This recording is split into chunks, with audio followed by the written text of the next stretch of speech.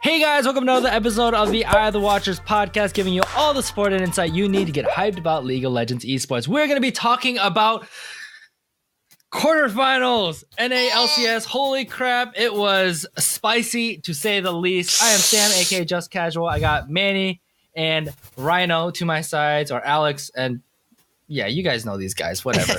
Anyways, let's just get into it.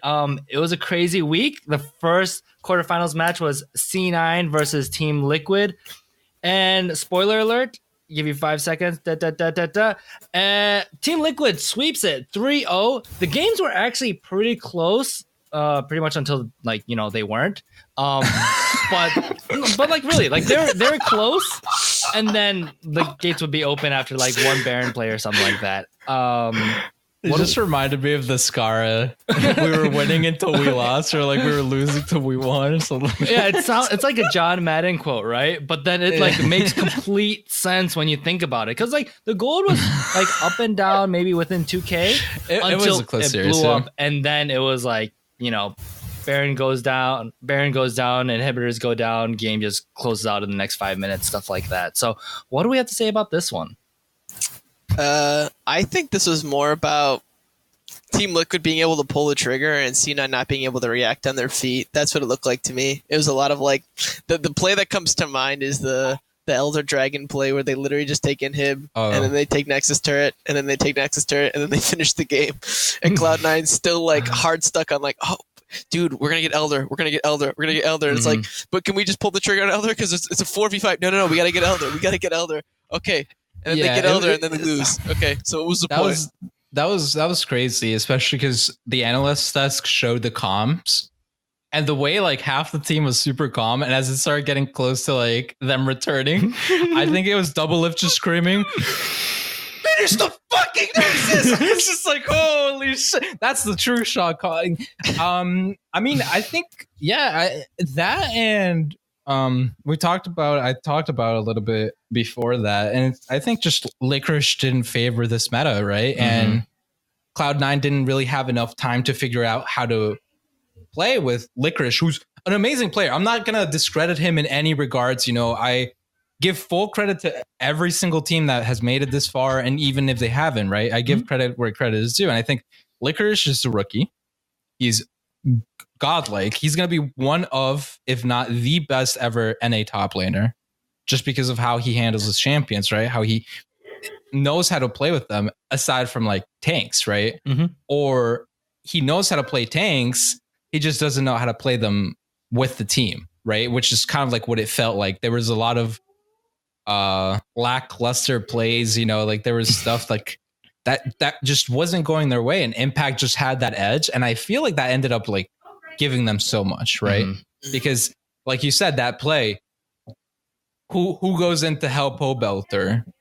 Impact, right? Even though he had the Swain and like, he's not necessarily like end game type of, they didn't really end the game with end game type champions, right? But it did feel like Team Liquid was quick, was decisive, even though it was sloppy, right? Which, we'll go on to it afterwards, but it does put some question marks, I think, if the other teams are able to polish their play. Mm-hmm.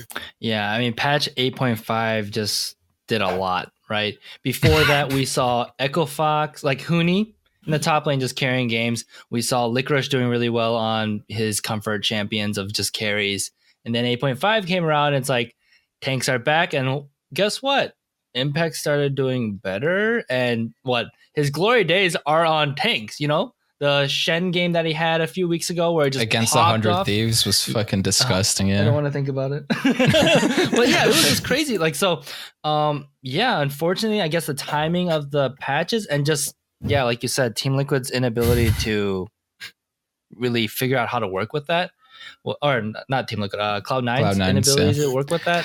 I think it was just like, and like it was like 1 week just wasn't enough, right? It wasn't a 1 week solution type of thing. Yeah. Because it's really just managing macro, and like learning macro and practicing it is not a 1 week thing, right? So They really needed that bye.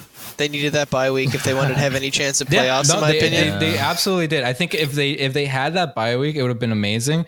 I still wish we would have gotten TSM versus C9 and Clutch Gaming for, especially after everything that happened. I really would like to see like the reverse matchups, right, and how they would have played out. But yeah, it was just unfortunate, right?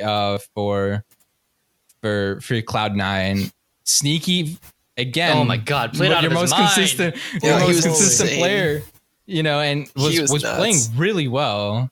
But it wasn't enough, especially like that last game. Mm-hmm. I saw him actually, like when he got the quadra kill on Ezreal, I literally wanted to type out too little too late, like on Twitter. But like, I was like, who knows? Maybe. And then I realized it was just too little too late, right? It felt like they kind of let game 1 slip by. And then game 2 and game 3 were close, but they didn't have enough. And they started ramping up at the end of game 3. But again, it's just like, if that was your first game, I think the series goes to best of 5.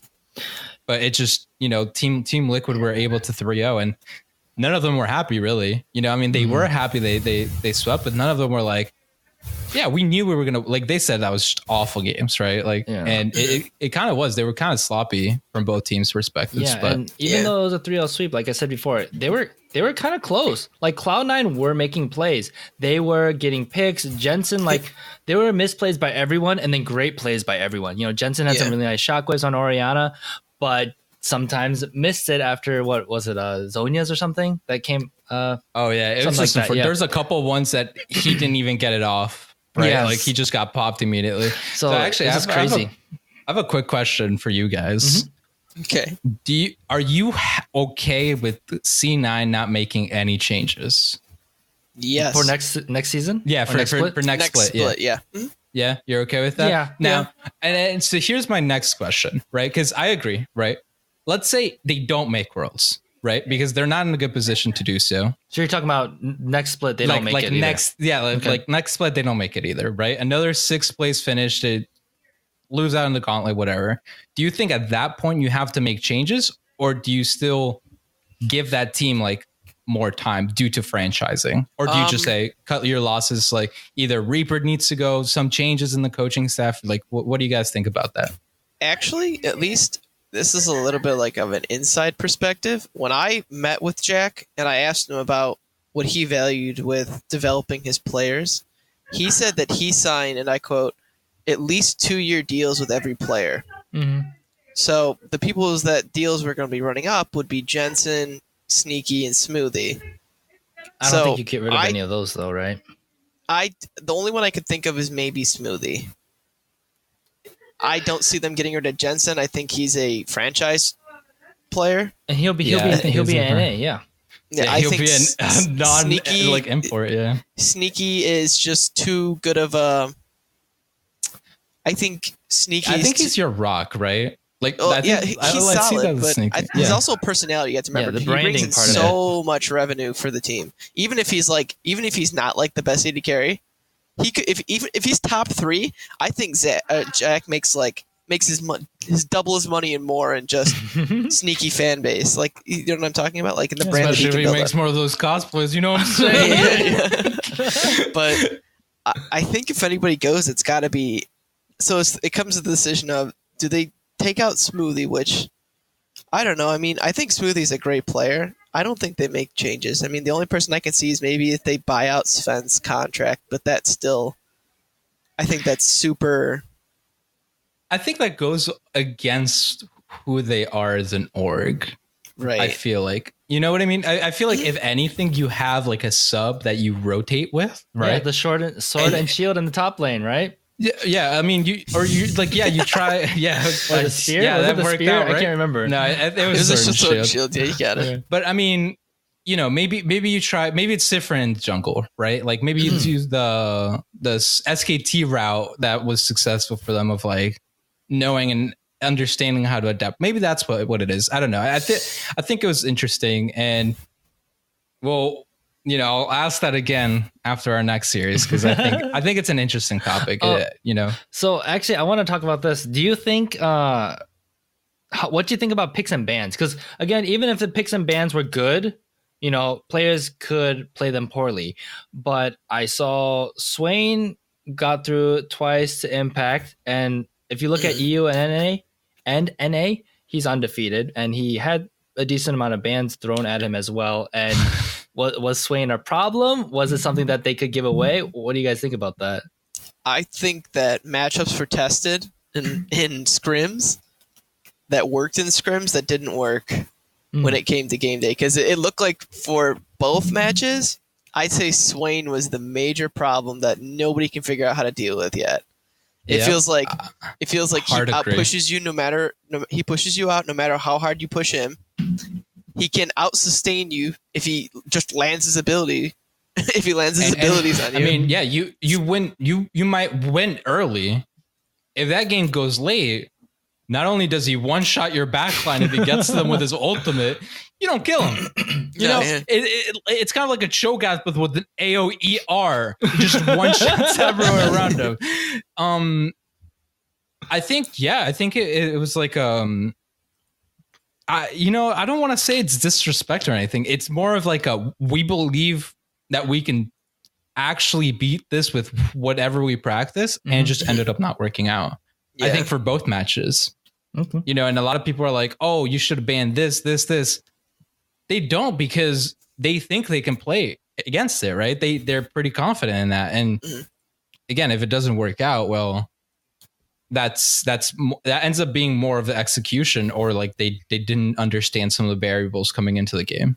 Gotcha. Of why that pick, like, you can't beat, or you need to beat a certain way. I think after Cloud9 got smashed by Swain, they should have permabanned it no matter what side they were on. I think you give up Olaf for that. I think that's fine. I think Olaf you can at least play around. And Swain's a time bomb now. I think that's what it turned into. Swain just turns into this monster of a Goliath that if you step to him any time past 25 minutes in a team fight, he's going to destroy you. So it's not even worth it. I think that was drafting on Reaper's part. And perhaps maybe Licorice and Jensen, or not Jensen, but Licorice not knowing his matchups enough to say, hey, I can't play into this. Can we please get it off the table? Or perhaps being too confident. Or just confidence, right? Yeah, exactly. Or just saying confidence. It's like, I can beat this. Yeah. It could be Licorice. It could be their analyst team. It's not just on Reaper. I don't want to like point fingers at heavily, but Reaper. No, I'm just kidding. No, it's clearly not just him. No. Yeah. I mean, I think that goes for every single team. Right. Yeah. I think like the whole idea of just blame it on the coach, that's like a season 3, season 4 type of mentality. Like, that's not something you can. And I mean, the good coaches will take the blame for it. Right. Which Reaper did. He was like, awful by me. I'm sorry. We'll get shit sorted out for summer, and I think that means a lot coming from a coach. Right. It's like you say good for your in the wins for the players. You take all the blame in the losses, right? You want to protect your players as much as you can. I think most coaches do that nowadays. Yeah, like it's just it's a must, right? Professionalism. Question for you guys: do you think maybe they got too lax with the atmosphere, or do you think that it was just because of the lack of adaptability? Because that's a big problem. So if you think it's got to be one or the other, right? Like, there's got to be no in between. It's either your ability to adapt to the change in meta versus having too much fun at work. You know what I mean? So you're talking about like at the team, like not just that day. No, not that serious. More systemic. I think it might be an issue. I think it might be an issue because they have not been underperforming just this, like, at the end of the split. It's been since summer of last year. They did really bad. Yeah. And I think they were able to step up that time to make it to Worlds, but there was a big chance they didn't. Yeah. They had to run the gauntlet.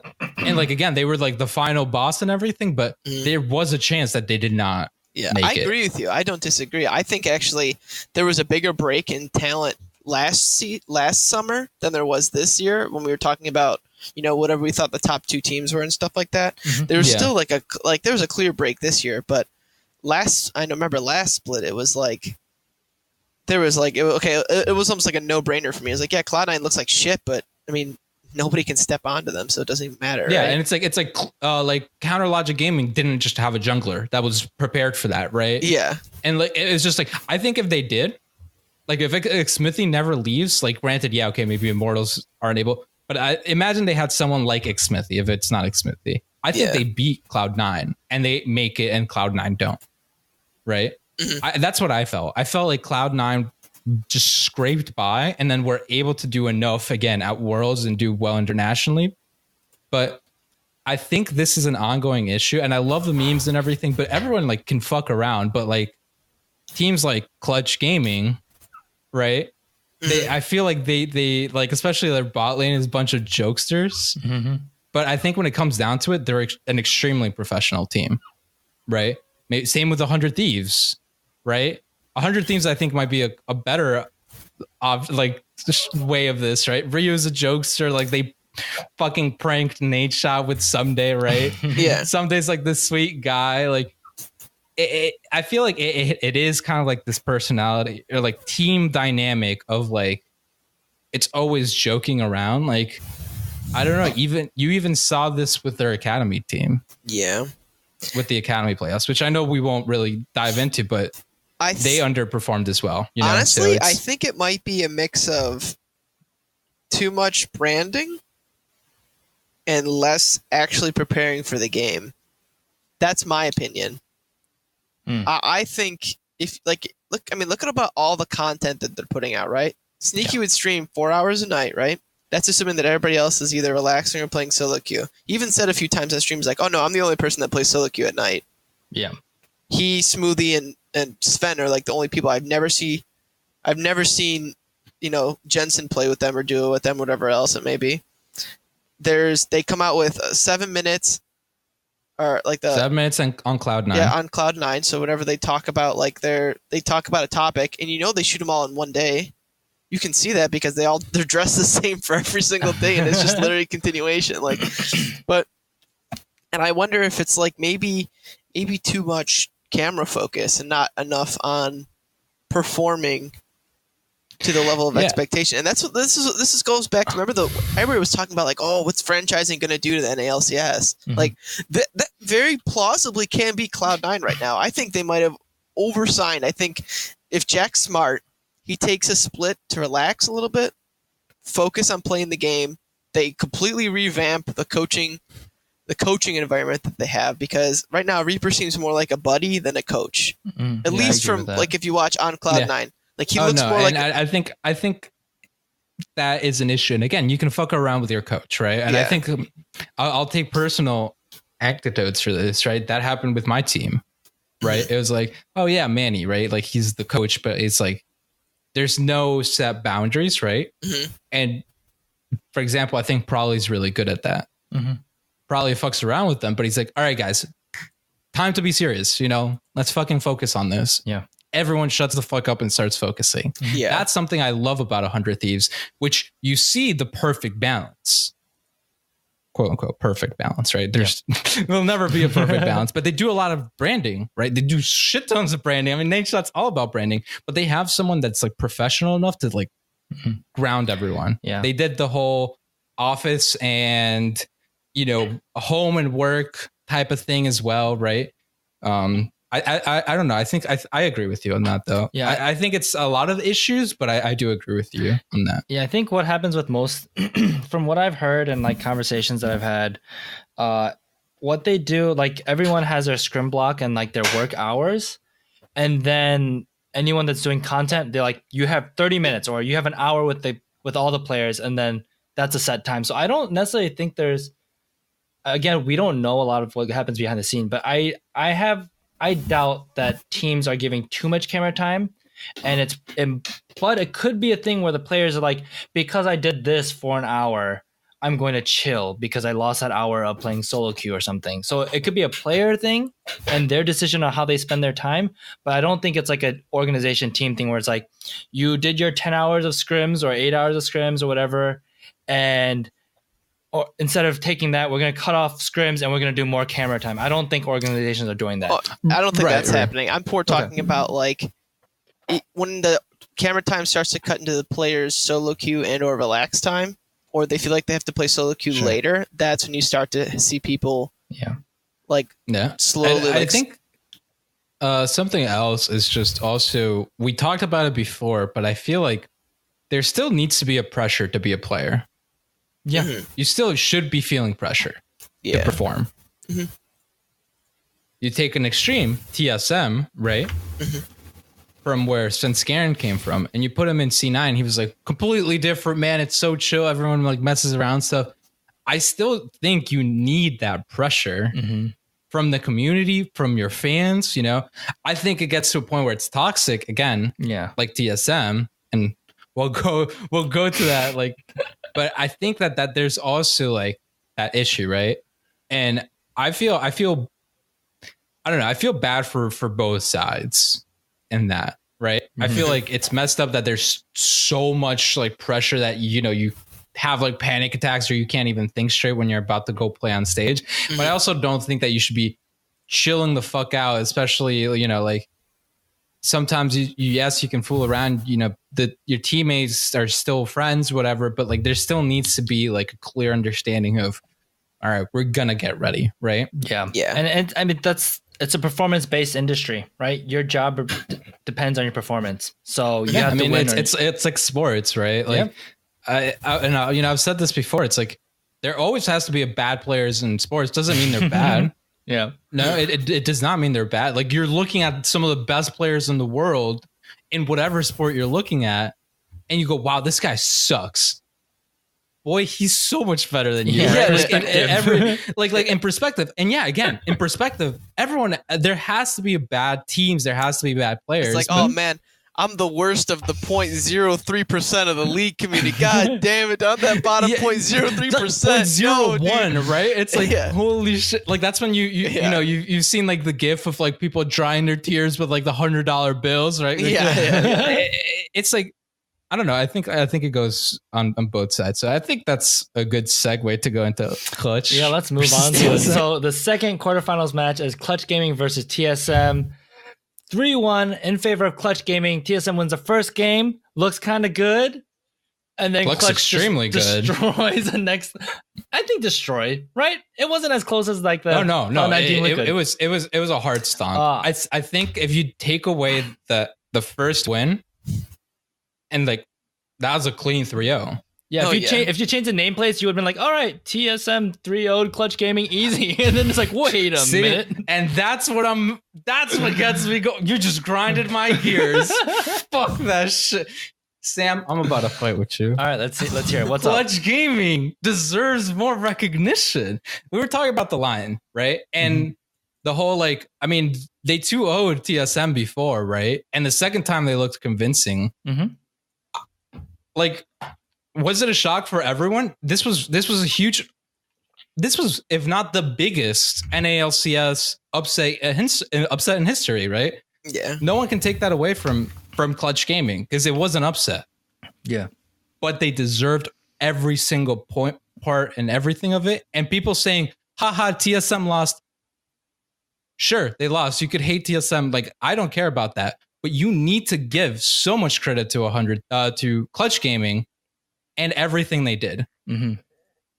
What other team bounces back from getting destroyed game 1 and in the first 15 minutes of your game, use cleanse on 2 carries because you think you had different summoner spells, give up a double kill in the bot lane?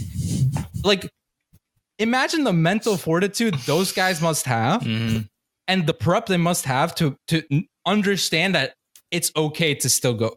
Yeah. That puts almost any other player on tilt, right? The fact that they bounced back from that game 2, at that point, I knew TSM lost the series. Whew.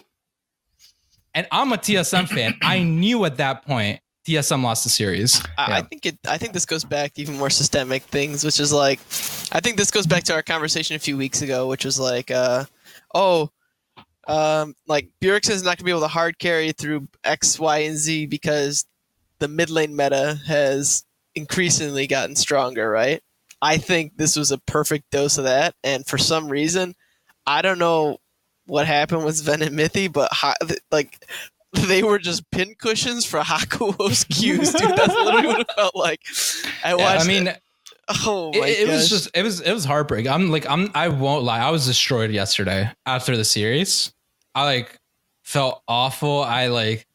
Because when I say I am a diehard fan, I am a diehard fan. This is something I've felt with other teams, and I hate that I have ended up being fan of front running teams, right? Mm-hmm. But I also did tell you guys almost at the beginning of the season, this is extremely good for TSM. Mm-hmm. Yeah, the pressure is off. This is the wake up call. Not only is the pressure off, it is a wake up call. Every single member, what Bjergsen tweeted out, dude. Again, that is the main reason why I became a fan of this team. He did what coaches do, and understandably, Song is not going to do that because he's not the social media presence, right? Mm-hmm. Yeah. But Bjergsen said this is extremely underwhelming. This is never going to happen. I'm going to do everything I possibly can to make sure we win summer. We're back in summer, right? That's a captain. We don't really see that in League, right? Mm-hmm. But to me, if you look at a team captain, that's Bjergsen, right? And he has that captain's mentality, and no one is happy. I feel awful for Mike Young because he actually started playing really good. He was still playing good in that series, but Clutch Gaming knew how to counter him. They ended up knowing how to counter him, right? Mm-hmm. That first game, all TSM, everything TSM was touching turned to gold, right? Mm-hmm. But it's kind of like the Midas touch, you realize that it's actually a curse, right? And it ended up they didn't have enough answers. And again, people were saying, should have banned the Thresh. His Morgana is disgusting. Yeah. He would have picked Blitz, fucking done the same thing, Ban the Swain. Again, it's one of those things where it's they had to have been comfortable to play the Swain. Should they have? Maybe it's a different series, of course. But at the same time, it doesn't come down to TSM's downfalls. No. Again, I think those are all BS excuses. Clutch Gaming played everything as well as they could have. Oh yeah. After going 1-0, literally after the first game in the past 15 minutes, it was all Clutch Gaming. I mean, and high praise for them. Yeah. For so if we just talk about Hakuho's, Thresh got through 3 times. He picked it 3 times in their 3 wins, and Hakuho was pretending like it was a point and click ability. He was nailing them like crazy. All right. So the first match against that Thresh, they had Team Solo Mid has Braum, so not super great. So they're like, okay, we're not going to ban the Thresh. We're going to pick up Tom Kench. No problem. Great counter to Thresh. Still gets wrecked because just Hakuho was that good playing out of his mind. And last game, they're like, okay, Morgana, that negates Thresh. It does. And yet Hakuho just played out of his mind on Thresh. It wasn't TSM being bad. It was Hakuho being amazing. And that's the issue, right? At the first time they banned the Morgana, so there wasn't a clear counter, but Hakuho knows that champion inside and out. And I'm going to guarantee that Mithy doesn't have the same practice as Hakuho has had, right? On the champion. It must have been on the fly, what the fuck works right now? That's what they ended up going for. Against the Tom Kench, how do you counter a Tom Kench? You target the Tom Kench with everything you've got, right? Yeah. That's exactly what they did. And I agree. I thought it was hilarious. Azale posted, after all this time, Sven and Mithy are still out to get TSM. That was funny. That was savage. Yeah. That was I think it's funny. And again, I'm willing to laugh about things like that now. But I at the same time, the whole narrative I've seen is that TSM lost, which I think is absolutely disrespectful. Yeah. Especially to the level that Clutch Gaming came out of the gates and stayed as a consistent force. It shouldn't be TSM loss. Yes, I know that's the headline, right? You dethroned the 10-time finals appearing team. Cool. Again, does this mean the legacy is over? I don't know, right? Is it really over if they don't win one time and they go back and win every single other time? Maybe not, right? It's kind of 2015 who MSI. knows when the dice? Yeah, 2015 MSI. But you know what I mean? The whole storyline was Korea's dethroned by China, and then Korea came back and Daddy spanked China. and Okay. and China has not even gotten close, right? Yeah, Like, after that, it's the same thing. I don't necessarily think legacy is over. No, right? I think, like, for example, when Bjergsen leaves, a dynasty ends. Maybe someone else steps in for TSM, right? But I still think it's an ongoing story, right? I mean, look at the New England Patriots. Look at, Steph Curry and the Cleveland, like Golden State and Cleveland Cavaliers, right? Like, they lose doesn't mean legacy is like, no, right? I think it's in any sport, like, big teams will fall, but the legacy doesn't really end until you just see them never perform again, right? I mean, the players have switched out on TSM, and yet TSM still, besides this split, always perform and get to finals. So it's not just a player thing; it's a culture, Right. Reggie, whatever else that is built around this. What TSM is what makes TSM and makes them succeed. It might be a fall. We don't know how long the fall will be. Maybe franchising has made Reggie soft. I have no idea. But yeah, I'm not too worried about TSM just because they do have like really good players. I think. And go ahead. I was going to say, I think that this is amazing for all the new orgs. Oh, I think all new. There's gonna be a new banner in the LCS arena, guaranteed now. That's crazy. Spoiler alert, it's going to be Team Liquid because they're the fourth winner. It's scripted. You can't get more scripted than this. It's okay. They're going to get fourth in MSI, so it's all good. I actually think that Team Liquid gets third, but regardless. We will go into this, but I mean, and Bray, I completely agree, right? But I just think, like, those are two storylines I saw. Mm-hmm. And, like, even SKT, right? Like, SKT finally lost. Fuck SKT. They've been on a decline, right? Like, I think it was evident from last summer. Yeah. They still made it to playoffs somehow this year, right? And it's like, yeah, they don't have 100% win, either appearance percentage or win percentage. Okay.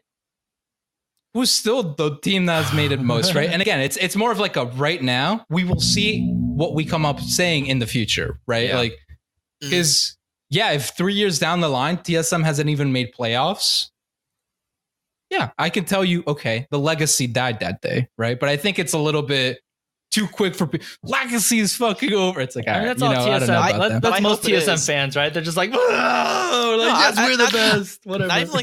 Not even just like the TSM legacy. I really want it to be the end of the old org legacy, right? Because I agree with that. I actually enjoyed that. Not even C9. Like, again, I'm a fan of a lot of organizations, right? Mm-hmm.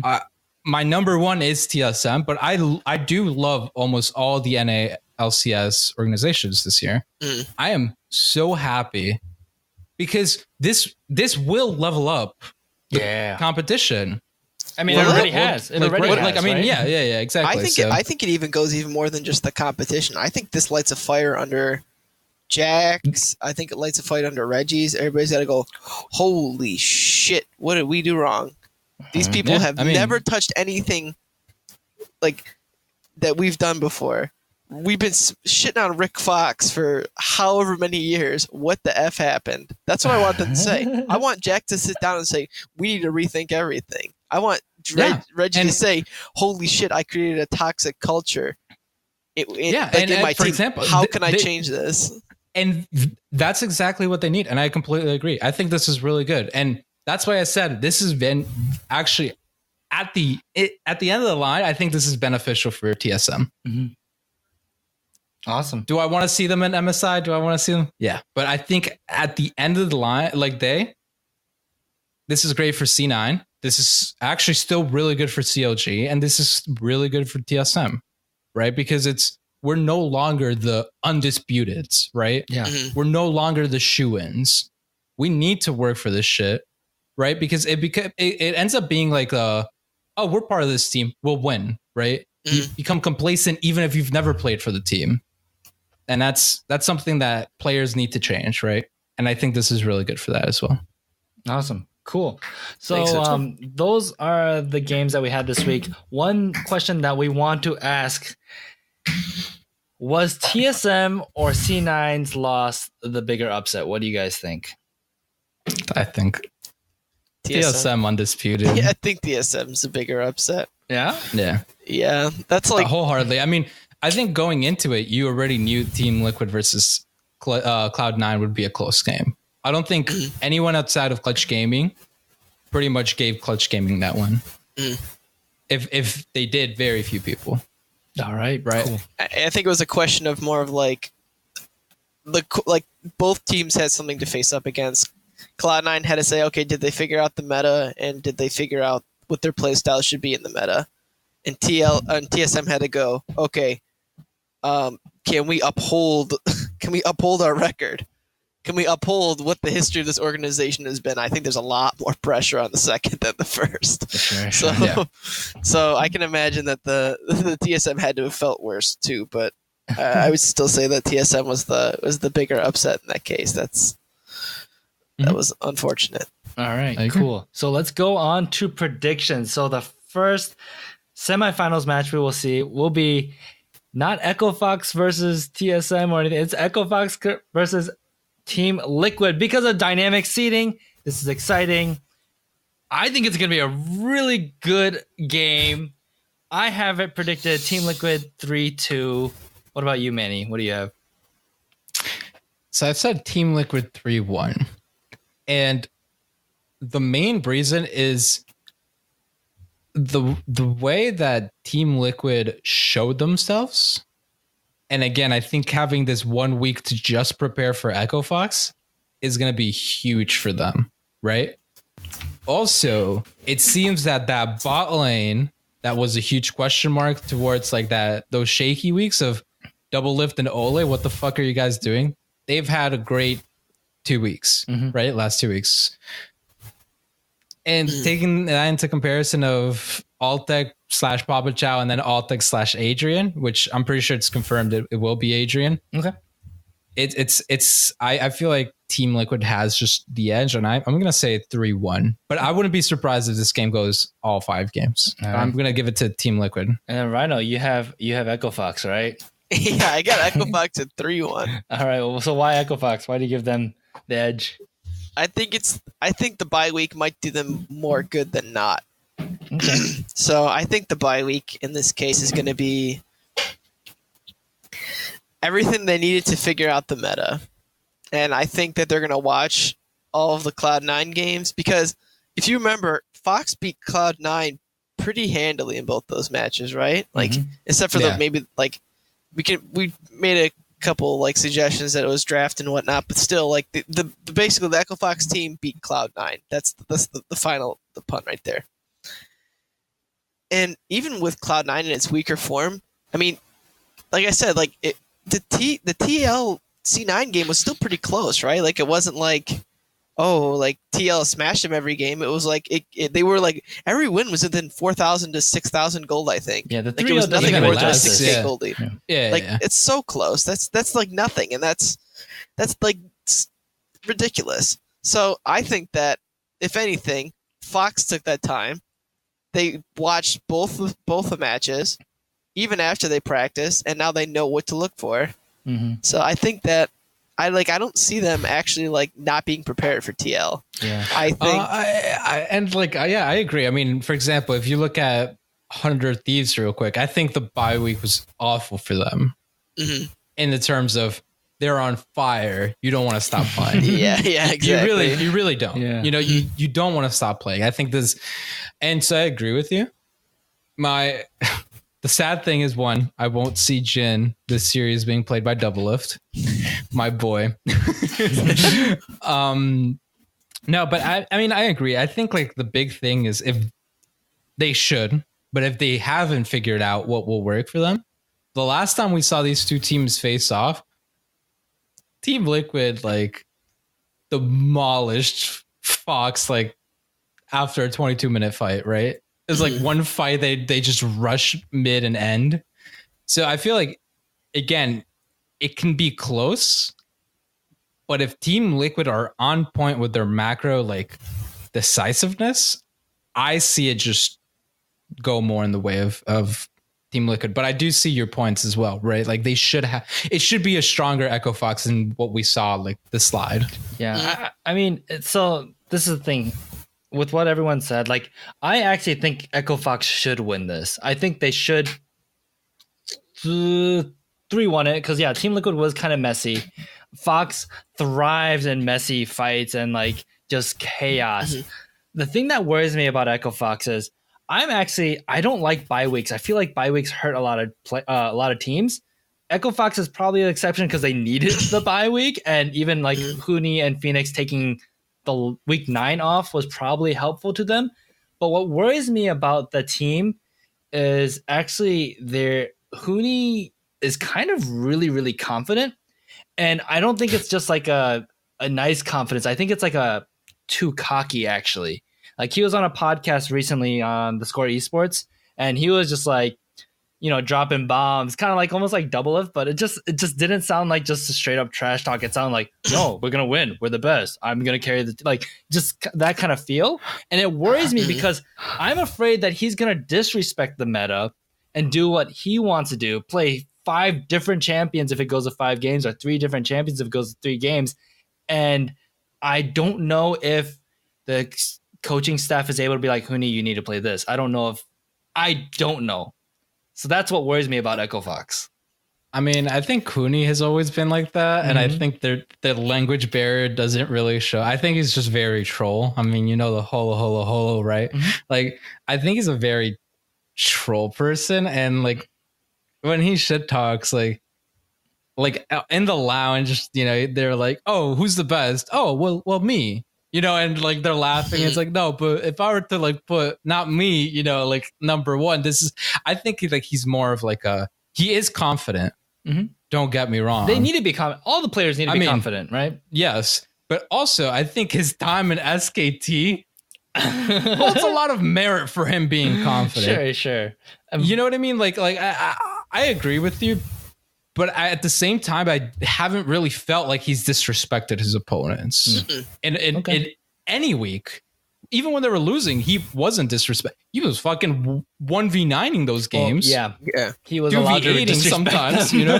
We're serious. So I feel like it's tough to say like he's necessarily cocky. I think it's more trolly, but that's just my take on it. I could be wrong. He could be really fucking cocky, but I don't know. I don't feel like that's necessarily what he's portrayed. I feel like Huni's got something up his sleeve. Yeah, I feel like he's figured something out that nobody else has figured. No, seriously though. I'm being serious too.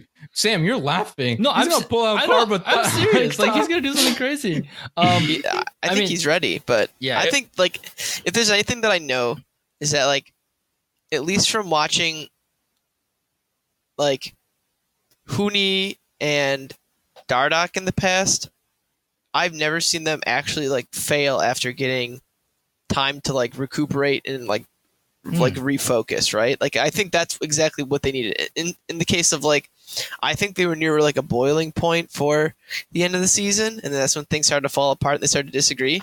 I think even just taking a week to like not have any stress, just like relax, simmer down, everybody reset, recuperate, and get ready to play again. And you know, you secured top 2, you're ready to go. I think that's fine. I don't see a problem with that. I think that's actually going to be more helpful than hurtful for this org. And I think for a team that's like they're like a V8 engine. When they get hot and thirsty, you want them to relax. You don't want them to like power through it, right? I think they were past the point of like overworking, not from like a stress standpoint, but more of like a when everybody starts to get super hyped and overheating all the kinetic energy, I think it's just too much. So I think maybe like dispersing some of the pressure might be good. So I think this actually might be super helpful. I'm going to actually disagree with Sam and say that I think that this is going to be more helpful than hurtful for Fox. Cool. So one more question about Fox and Team Liquid. Do you think it matters who the first game goes to? Do you think like momentum or discouragement is a big deal? I think as long as Fox don't go 0-2, they're going to win the series. I think if Fox picks up game 1, they're going to go off. I think if they lose 1, it's going to tilt Huni. If he wins game 2, they're going to win the whole series. Honest to God, I feel like he's just going to go fucking Super Saiyan Extreme and it's never going to go back. Like that's going to be the end of it. Like you're not going to. I think worst case scenario is you go 0-2. I feel like Fox can win the first one, but the way I see it, because I did predict 3-1, is Team Liquid wins the first one, they lose the second one, and they just scrape by and win the next two. That's how I see it. Mm-hmm. I don't know how necessarily you see it, Rhino, but I agree. I don't think it's like a doesn't matter to either team. No. Right. Especially, cool. I mean, again, seeing the new orgs, even though Echo Fox is technically like a couple of years, but this is like revamped. I know that they have like fucking mental fortitude to get destroyed game one and then just come back. Like, if Clutch Gaming was able to do it, I think some of these other orgs should be able to do it at least. You know, cool. I think it shows like the professionalism now. All right. So then the last matchup, my favorite matchup personally, 100 Thieves versus Clutch Gaming. I'm actually really scared about this one with Clutch Gaming on the rise. Really? You're scared? I am scared just because, I continue to just be like, Clutch Gaming is the memed line. They are the line. They're not that good. Blah, blah. Actually, no, I take that back. They are good. Just there's so many really good teams, and just Clutch Gaming, meh. But I actually still predict that 100 Thieves goes 3-1. And the big reason for my prediction is that I think like Clutch Gaming and 100 Thieves are kind of similar. But they just get Meteos is a better jungler and Someday is a better top laner. And I just don't think it works out. This season, at least. This season, I think. Especially the end of the season. So that's my take on it. Lyra's gonna shut you up, boy. Oh, dude, I wanted to see Lyra, the Envy Lyra, carrying his team, but he did play really well in that last series. But what are you feeling? You're putting some spice in this one. I put it down as the hot and spicy 100 Thieves 3-0. I think that's as bland as just regular chicken. I think if you look at all the lanes, I don't see how Someday doesn't smash solo. I don't see how Meteos doesn't beat Lyra, because this is Meteos meta, IMO. I think Rio shows Febivin why Febivin replaced Rio on H2K when he went to NA. And I think that the better bot lane, listen, Cody's Sun is looking like the hottest damn ADC right now. I'm gonna praise the Sun God, and like Apollo and Hakuo are gonna feel some type of way coming to that matchup. And Cody's Sun and Afro will be like, okay, listen, you better simmer the fuck down. That's all I'm gonna tell you, okay? I'm warning you right now. You better chill the fuck out, because I think once Afro starts to give Hakuo these hands, dude, it's gonna be it. That's gonna be the end of it. All right, what about you, Manny? So I'm gonna go for my win-win situation. What is that? All right, it's troll. It's not fair. I want 100 Thieves to win. Oh, but I'm gonna predict Clutch Gaming to win 3-2. Okay. Because one, if I predict Clutch Gaming, it means that at any point I start believing in them, they'll shit the bed. So it'll be good to know. Again, it's COG without the L's, right? But I actually do think it's a much closer series than a 3-0. Okay. I think, I forgot exactly the numbers, but Solo's numbers were like, again, he just wasn't as flashy as Licorice, but he was like up there, right? In terms of performance, of being like bend not break. And I haven't seen consistent Someday smash, sadly, as much as I'd want to. So again, I could give it a 50-50 on the top side. I do agree. Media's much better than Lyra currently.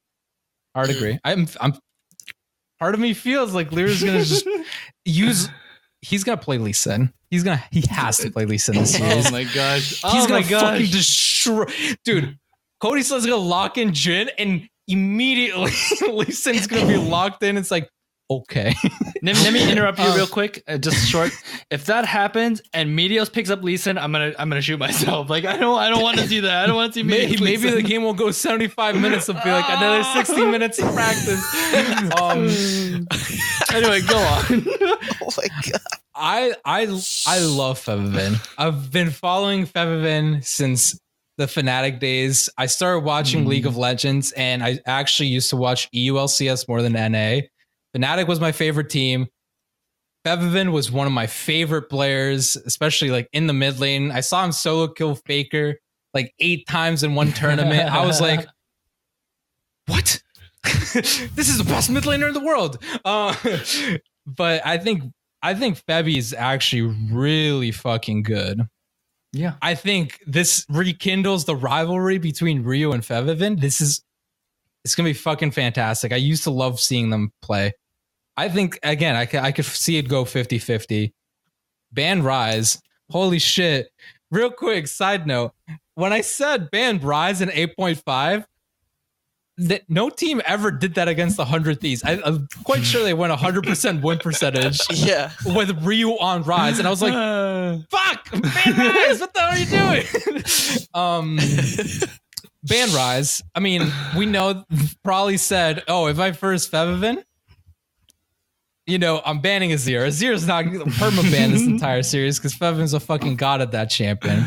And Apollo Hakuo is interesting. And again, I'm going with a very high praise of Clutch Gaming. If they lose, I understand why they lose, but I will give them credit that they will take this game at least the distance. I do.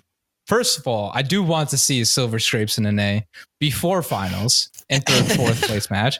I have so much time in my evening. It's great. I'm loving it. And this is where I wanted to see, right? Afro and Hakuo both play Thresh. Beautiful. With Afromu actually knowing how to play Thresh consistently and really well, you can ban out the Morgana and then take away the Thresh, right? I think that's such a good, and granted TSM could have done that. I mean, we saw Mythy play Thresh, maybe they didn't feel like it was right. Maybe didn't fit what their plan was. I think it could be a lot closer. I think the big outlier here is Cody's son, right? And I think Cody is currently the reason 100 Thieves would smash this matchup, right?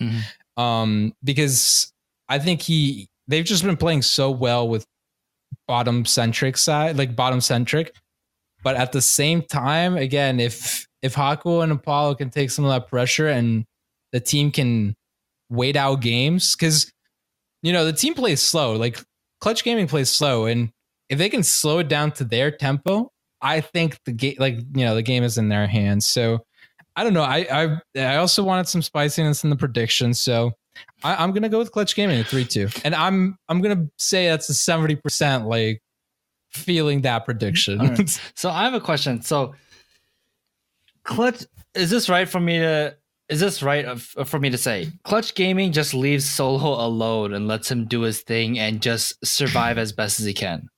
Well, yeah, he changed his name to Solo because they were like, "You're not getting any attention." Someday pick Darius and eats him alive.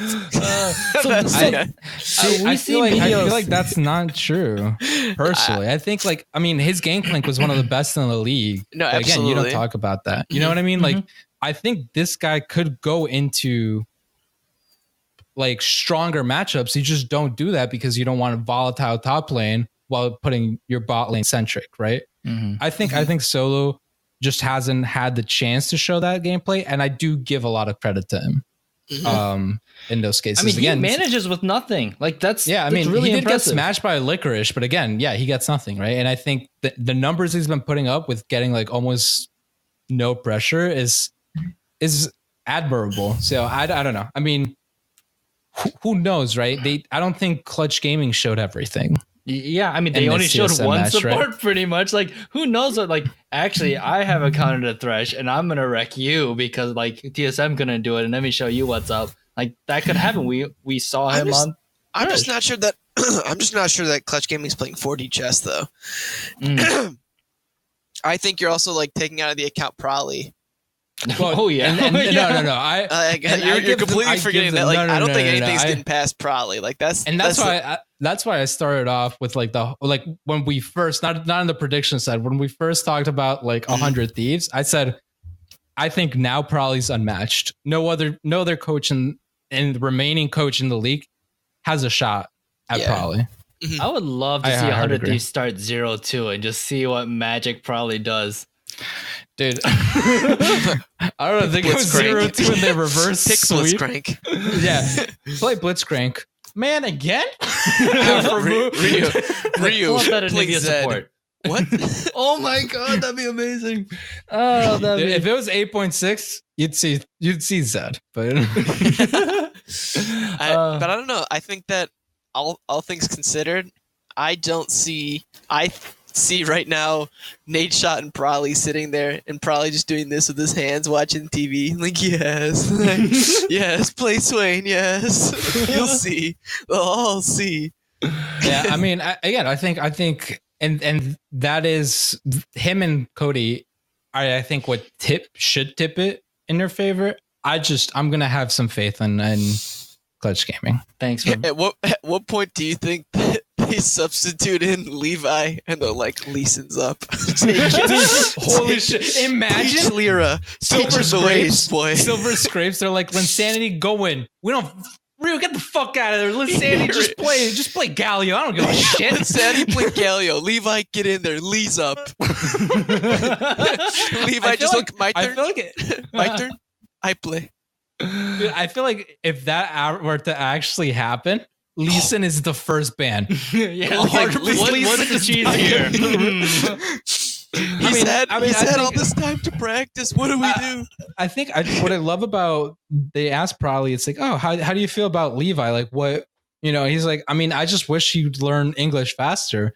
And like, it's nothing against Levi. He just wants to be able to communicate and pick his brain, right? Oh, imagine 100 Thieves with a fucking Gigabyte Marines mentality. Oh, unstoppable. Best team in the world. Undoubtedly. Like, I'm not even like kidding. I think they have that potential. They have the players to pull off some crazy shit. Wait, who was like the mastermind behind Gigabyte Marine? Was it like a lot on the coach? Do you know, or was like no? It was Levi and their real. support. Because their support ended up playing like 3 fucking their support was like jungler. He was top, and then he's like, oh, I'll play top now. And then he went from top. He's like, I'm supporting now. They did some crazy shit, and that's why they would be able to do like all these crazy like role swaps and shit. But I remember when they interviewed Levi about like the 6-minute level 6 Nocturne at Worlds against Fnatic that they just fucking completely shat on Fnatic. I'm pretty sure he was like, oh yeah, no, this was like us, right? This was as a team, but it was mostly I'm complete Optimus. I think Optimus, the mid laner. Their mid laner. He was like, Optimus said, do this shit. It's like Optimus was like, do this shit. Like it was him, Levi, and their supporter, which I completely blanked on his name right now. But oh my gosh, that'd be so fun.